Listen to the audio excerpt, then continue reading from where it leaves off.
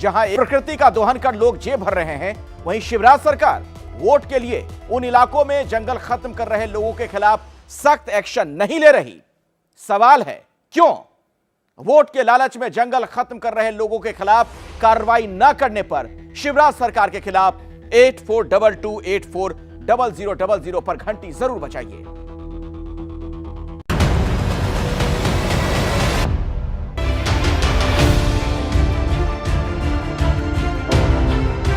ये तस्वीरें किसी सरकारी कार्यक्रम की नहीं है। ये मध्य प्रदेश के मुख्यमंत्री शिवराज सिंह चौहान की रोज की दिनचर्या का हिस्सा है।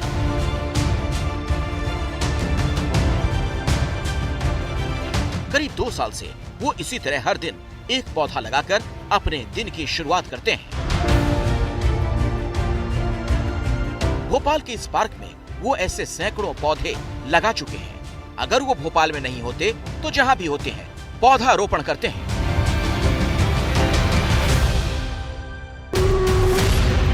लेकिन अब शिवराज के ही राज्य की एक और तस्वीर देखिए। ड्रोन कैमरे से लिए गए इस वीडियो में दूर तक खाली जमीन नजर आ रही है।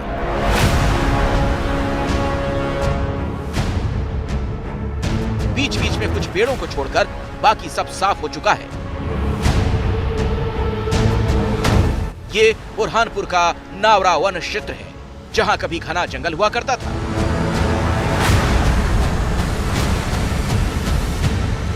तो अब सवाल है, जिस राज्य का मुख्यमंत्री एक पौधा रोज का अभियान चला रहा हो, उसी राज्य में जंगल के जंगल क्यों कटते जा रहे हैं? जब सरकार पेड़ लगाने में लगी है तो कौन है जो पेड़ों को काटने में लगा है? और क्यों सरकार जंगलों में पेड़ों की अवैध कटाई को रोक नहीं पा रही, या फिर जानबूझकर जंगल माफिया को शह दी जा रही है? इन सवालों का जवाब जानने के लिए आप पहले ये तस्वीर देखिए।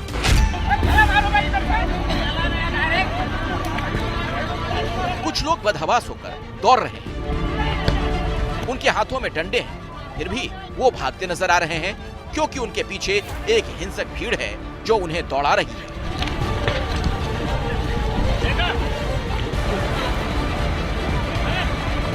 ये तस्वीर बुरहानपुर के घाघराला गांव की है। यहाँ वन विभाग और जिला प्रशासन की टीम जंगल में अवैध कटाई करने वालों को रोकने गई थी, लेकिन वो खुद हमले का शिकार हो गई।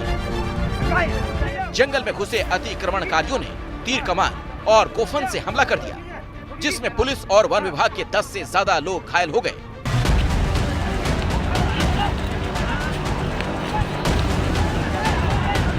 पुलिस के जवान शील्ड से अपना बचाव करते नजर आ रहे थे। बड़ी संख्या में होने के बावजूद भी वो उन अतिक्रमणकारियों का मुकाबला नहीं कर पा रहे थे। कुछ पुलिस वालों के पास बंदूकें थीं, लेकिन वो उनका इस्तेमाल नहीं कर सकते। नतीजा ये हुआ कि पूरी टीम को खाली हाथ वापस लौटना पड़ा। 11 मार्च को जो घटना हुई थी कि लगभग 250-300 का वन और एसएफ का हमला ये पूरा गया था, और अतिक्रमण रोकने की कोशिश में और अतिक्रमणकारियों को थोड़ा हटाने के लिए, बट उसमें हम पर हमला हो गया था। ये पहली बार नहीं जब इन जंगलों में घुसे अतिक्रमणकारियों और वन विभाग की टीम के बीच इस तरह की हिंसक झड़प हुई हो।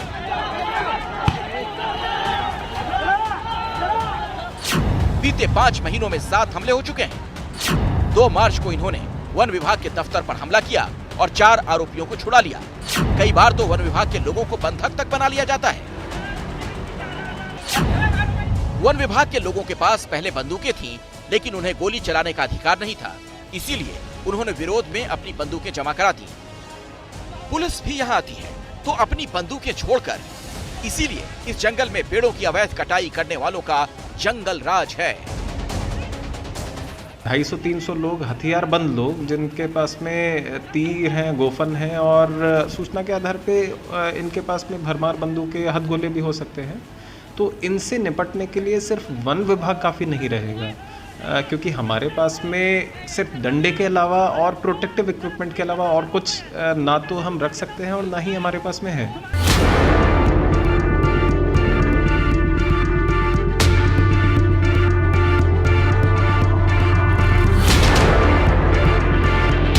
ये बुरहानपुर के वो जंगल हैं जिनमें पेड़ों की कटाई पूरी तरह से गैर कानूनी है। लेकिन यहाँ कानून का वही हाल है जो इन पेड़ों का है। अतिक्रमणकारी इसी तरह पेड़ों को काटते जा रहे हैं। उनका मकसद जंगल की जमीन पर कब्जा कर उसे खेती की जमीन में बदलना है। गांव के लोग इसका विरोध करते हैं, लेकिन वो भी बेबस है। हम जंगल बचाना चाहते हैं और ये आदिवासी जो भाई है हमारे गांव में जाके चैलेंज दे रहे हैं हमको कि हम जंगल नहीं रहने देंगे, ना कोई सरकार कुछ करती है। बुरहानपुर में वन क्षेत्र की करीब 60,000 हेक्टेयर जमीन पर अतिक्रमणकारियों का कब्जा हो चुका है। स्थानीय लोगों ने बुरहानपुर के निर्दलीय विधायक को जंगल की हालत देखने के लिए बुलाया। विधायक सुरेंद्र सिंह के मुताबिक बाहर के लोग इन जंगलों पर कब्जा कर रहे हैं और सरकार कुछ नहीं कर रही। गांव वालों में दहशत फैली हुई। गांव में तीर और गोपन लेके फ्लैग मार्च करते हैं। पुलिस फ्लैग मार्च करती है, वैसे ये खुद अपना पूरा 400-500 लोगों लेके गांव के अंदर फ्लैग मार्च करते हैं। तो सरकार कहाँ है फिर? सरकार क्या कर रही है? उधर गुना में भी इसी तरह जंगलों में अवैध कटाई हो रही है। फर्क सिर्फ इतना है, यहाँ जंगल की जमीन पर कब्जे के बजाय लकड़ियों की तस्करी के लिए पेड़ काटे जा रहे हैं।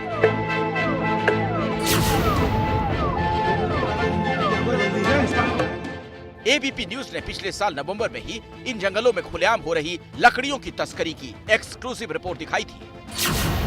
घंटी बजाओ में यह खबर चलने के बाद प्रशासन हरकत में आया। यहाँ चौकियां बनाई गई, तस्करों पर लगाम लगाने की कोशिश की गई, लेकिन लकड़ी माफिया अब भी जंगलों की कटाई कर रहा है। सूचना प्राप्त हुई थी कि कुछ तस्कर सागौन के अवैध सिल्लियाँ काटकर अन्य परिक्षेत्रों से मकसूद मनोहर थाना राजस्थान में बेचने के लिए जा रहे हैं। ये जो तस्कर हैं ये काफ़ी आक्रामक होते हैं और पिछली बार भी जो हमारे साथ घटना हुई थी उसमें इनके द्वारा कट्टे का इस्तेमाल किया गया था, तो उसको सुरक्षार्थ हमने कुछ हवाई फायर की। गुना के इन जंगलों में काटी गई लकड़ियों को राजस्थान ले जाकर बेचा जाता है। यहाँ करीब 15,000 हेक्टेयर जंगलों को काटा जा चुका है। जहाँ जंगल है वहाँ भयानकतम कटाई हो रही है और इसके पीछे सीधे सीधे भारतीय जनता पार्टी की वोट बैंक की राजनीति, शिवराज की वोट बैंक की राजनीति में मानता हूँ। वो हमारे आदिवासी लोग हैं। बंदूक के बल पर जंगल की सुरक्षा, इसके मैं व्यक्तिगत रूप से खिलाफ हूँ। ये हमारे कोई विदेशी दुश्मन नहीं है, हमारे अपने लोग हैं जो कहीं ना कहीं लालच में आकर के, गुमराह होकर के जंगलों की कटाई करने पर आमदा हैं। जमीन के लालच में कानून को हाथ में ले रहे हैं।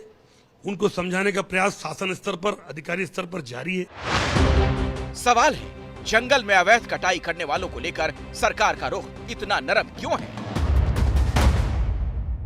प्रदेश के कई जिलों से लगातार जंगल कटाई की खबरें आ रही हैं, मगर सरकार इन पर प्रभावी कार्रवाई करने में असफल साबित दिख रही है। इसकी वजह यह है कि अधिकतर आरोपी आदिवासी हैं और सरकार को इस चुनावी साल में आदिवासी वोट बैंक की जरूरत है। उम्मीद की जानी चाहिए कि सरकार आदिवासी वोट बैंक नजर से अलग हटके भी इन जंगलों के बारे में सोचेगी और प्रभावी कार्रवाई करेगी। कैमरामैन होमेन देशमुख के साथ ब्रजेश राजपूत, एबीपी न्यूज, भोपाल। और अभी एक बड़ी खबर आ रही है अजमेर से। यहाँ के एक अम्यूजमेंट पार्क में कई फीट ऊपर